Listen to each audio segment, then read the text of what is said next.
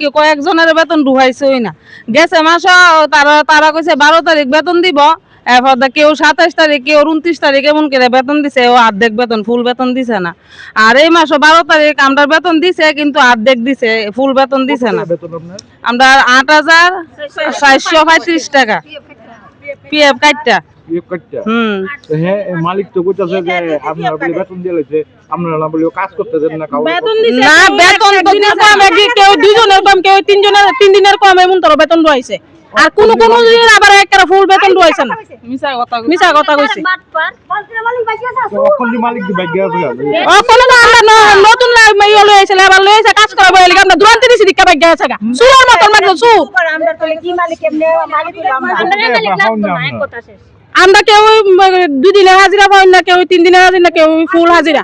আবার কোন দিক থেকে আপনারা বলে কাউরে কাজ করতে দিতেছেন না বলে।